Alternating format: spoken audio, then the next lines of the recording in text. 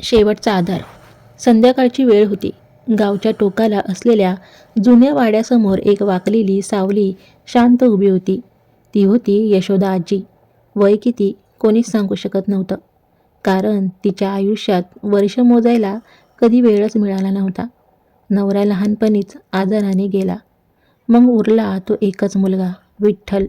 यशोदाने आयुष्यभर लोकांच्या घरची भांडी घासली, कपडे धुतले, शेणमाती केली, फक्त त्या मुलासाठी.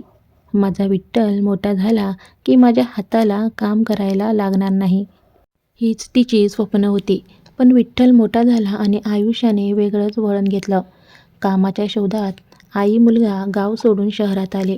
सुरुवातीला सगळं ठीक होतं, पण हळूहळू विठ्ठल दारूच्या नादाला लागला. पहिले कधीमधी, मग रोज, आणि नंतर दारूशिवाय त्याचा दिवसच सुरू होत नव्हता. यशोदा आजी रोज रडायची, बाळा सोड रे हे, आपण दोघंच आहोत या जगात. पण दारू कधी कुणाचं ऐकते का? एक दिवस विठ्ठल अचानक आजारी पडला. पोट फुगलं, शरीर सुजलं, डोळे खोल गेले. डॉक्टरांनी एकच वाक्य सांगितलं, आता वेळ फार नाही.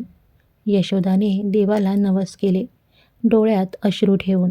मुलाचा हात धरून बसली. पण नियती ठाम होती. एका शांत रात्री विठ्ठलने आईच्या कुशीतच शेवटचा श्वास घेतला. त्या रात्रीनंतर यशोदा आजीचं आयुष्य थांबलं नाही, पण अर्थ हरवून बसलं. घरात शांतता होती. भिंतींना मुलाचा आवाज आठवत होता आणि यशोदा आजी एकटीच होती. ना नातलग, ना कुणाचा फोन, ना कोणी विचारणारं. ती रोज देवासमोर बसायची आणि म्हणायची, देवा माझं काम संपलं असेल तर मला पण बोलव. पण देवाने तिला आणखीन एक दिवस दिला. एक दिवस गावातल्या काही लोकांनी पाहिलं, ही आजी 3 दिवसापासून नीट जेवलीसुद्धा नव्हती. कोणी तिला हाक मारली, कोणी पाणी दिलं, कोणी तिचं दुःख ऐकलं. आणि यशोदाला पहिल्यांदाच वाटलं, मी अजून एकटी नाही. आज यशोदा आजी त्या गावातच साधं पण सुरक्षित आयुष्य जगते. ती अजूनही मुलाचं नाव घेत रडते, पण आता त्या अश्रूंमध्ये भीती नाही, फक्त आठवणी आहेत. मित्रांनो, प्रत्येक आई आपल्या मुलासाठी आयुष्य घालवते, पण जेव्हा मुलं साईच्या आधी निघून जाते, तेव्हा आईचं आयुष्य फक्त श्वासांवर चालू राहतं.